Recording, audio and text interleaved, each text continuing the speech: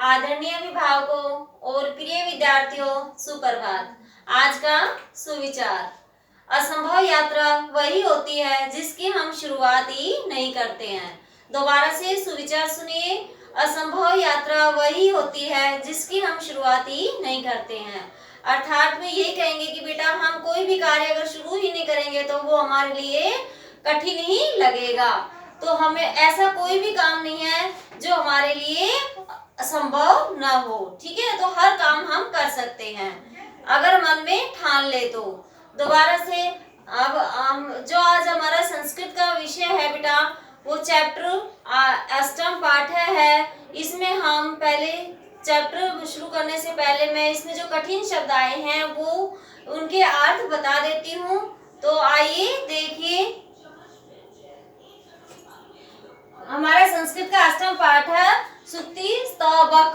कहने का अर्थ है, सुक्ति का अर्थ होता है अच्छे विचार बोलना। बका मतलब बोलो, अच्छे विचार बोलो। तो यहाँ पे एक अच्छे विचार से है हमारा पाठ, अष्टम पाठ है। तो फर्स्ट में उद्मेन मतलब परिश्रम से, मनोरथई मन की इच्छा से, सिंह शेर, मृगहा हिरण, दरिद्रता दीनता या कृपणता, प्रिय वाक्य प्रदाने प्रिय वचन बोलने से, तुष्यंती संतुष्ट या प्रसन्न होते हैं, मानवा मनुष्य, तस्मात् इसलिए, साधित उपयोग किया, भवेत होगा या होना चाहिए, सार्थक अर्थपूर्ण या प्रयोजन युक्त। आगे देखिए, काका कौआ, कृष्ण काला, पिकह कोयल, पिक काकयो कोयल और कोय में, प्राप्ते आने पर, गच्छन जाता हुआ, पिपीलिकः पिपीलकः नर चीटी, याति जाता है, शतानी सो, अगच्छन न चलते हुए, वैनते गरुड़। तो बेटा ये थे हमारे पाठ से कुछ संबंधित हमारे शब्दों के अर्थ। ये आपको समझ में आए होंगे और जब इनको याद कर लोगे तो आपको पाठ और अच्छे से समझ में आ जाएगा। तो आइए अब हम अपना पाठ शुरू करते हैं। तो देखिए, उद्मेन ही सिद्ध्यन्ति कार्याणि न मनोरथई। तो बेटा यहाँ इसका अर्थ होगा कि उद्यमेन मतलब परिश्रम से ही कार्य सिद्ध होते हैं, न कि इच्छाओं से। मनोरथई मतलब इच्छाओं से, मन की इच्छाओं से।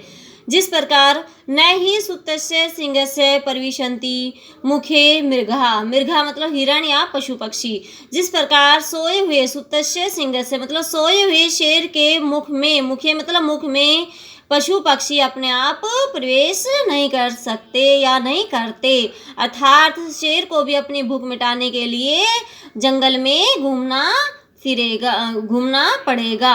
ठीक है बेटा, दोबारा से देखिए, उद्मेन ही सिद्ध्यन्ति कार्याणि न मनोरथई, न ही सुप्तस्य सिंहस्य परिविशन्ति मुखे मृगः। कि उद्मेन से ही, परिश्रम से ही कार्य सिद्ध होते हैं, न कि इच्छाओं से। जिस प्रकार सोए हुए शेर के मुख में हिरण अपने आप प्रवेश नहीं कर सकता या नहीं करता। ठीक है, तो हमें कोई भी काम करने के लिए बेटा मेहनत ही करनी पड़ती है। तो इसका एक तरह से अर्थ या भावार्थ यही निकला है कि हम कोई भी कार्य करेंगे तो उसके लिए हमें मेहनत करनी पड़ेगी।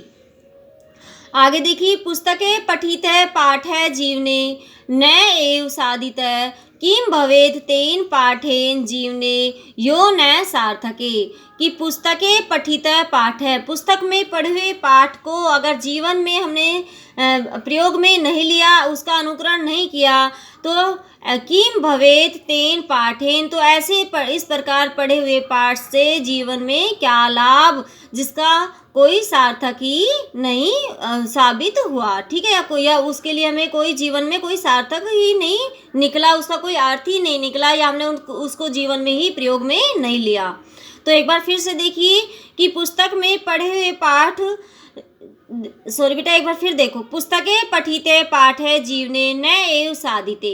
कि पुस्तक में पढ़े हुए पाठ को अगर जीवन में साबित नहीं किया, अर्थात उसका अनुकरण नहीं किया, उसको इम्प्लीमेंट नहीं किया, किम भवे, तो ऐसे पढ़े हुए पाठ से जीवन में क्या लाभ, जिसका कोई सार्थक ही नहीं है, जिसका कोई मीनिंग ही नहीं है। आगे देखिए, प्रिय वाक्य प्रदानेन सर्वे तुष्यन्ति मानवा तस्मात् प्रियम ही वक्तव्यम वचने का दरिद्रता।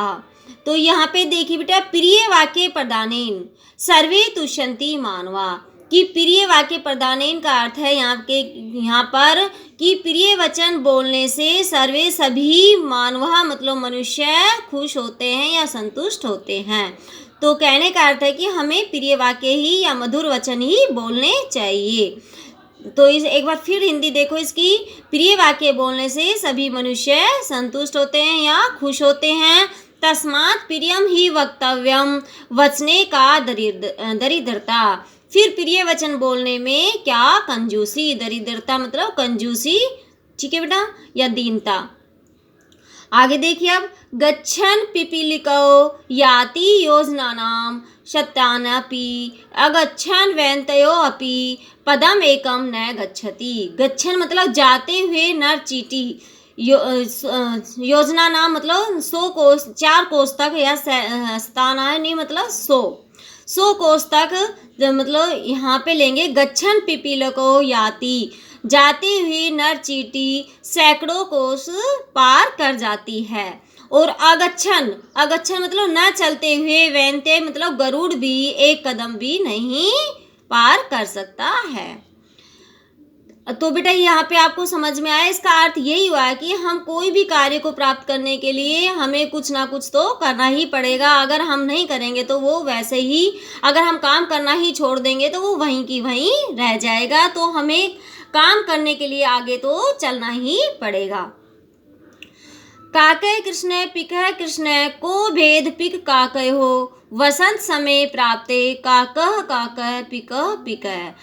देखो यहाँ पे काकय मतलब कौवा, कृष्ण मतलब काला, पिकय मतलब कोयल और कृष्ण काला। तो कहने का अर्थ है कि कौवा भी काला होता है और कोयल भी काली होती है। को भेद पिक काकयो, पिक काकयो मतलब कोए और कोयल में क्या अंतर है या क्या भेद है। वसंत समय प्राप्ते काकय काकय पिकय पिकय, और वसंत समय आने पर कौवा कौवा ही होता है और कोयल कोयल ही होता है, कोयल ही होती है। कहने का अर्थ है कि जब वसंत समय के समय जब कौवा अपनी काव काव आवाज़ में बोलता है तो वो अलग ही पहचाना जाता है, लेकिन कोयल की जो मधुर आवाज़ है वो सबको अपना मन मोह लेती है। तो कहने का अर्थ है कि हमें एक तरह से अच्छे ही वचन बोलने चाहिए, अच्छा ही का, हर किसी व्यक्ति की पहचान उनके गुणों से ही होती है। इसका भावार्थ एक तरह से हमारा यही निकला कि अच्छे व्यक्ति की पहचान उनके आंतरिक गुणों से ही होती है, ना कि उनके रंग से होती है। ठीक है बेटा, तो ये थे हमारी सूक्तियाँ जो आपको ये समझ में आ गई होगी। मैंने अभी आपको बताई है बेटा, इसको अच्छे से पढ़ना है और इसका जो अनुवाद दिया जाएगा वो आपको अपनी फेयर नोटबुक में भी लिखना है। धन्यवाद।